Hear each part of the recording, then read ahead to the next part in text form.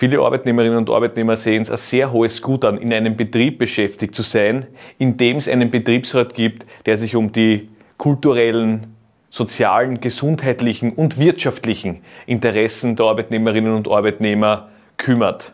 Trotzdem gibt es so viele Betriebe in Österreich, in denen es noch keinen Betriebsrat gibt. Und viele Arbeitnehmerinnen aus solchen Betrieben kommen immer wieder zu uns und fragen, warum sie keinen Betriebsrat haben. Und meistens ist dieselbe Antwort immer die richtige Antwort, nämlich, weil ihr kein Geld habt. Und dabei wäre es so einfach, einen Betriebsrat zu wählen.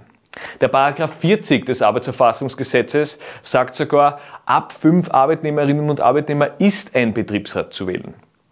Also wenn du in so einem Betrieb beschäftigt bist und ein Interesse daran hast, dass dort ein Betriebsrat entsteht, dann bitte melde dich bei uns, melde dich beim ÖGB oder bei den Fachgewerkschaften. Wir werden alles in unserer Macht Stehende tun, um dir dabei zu helfen.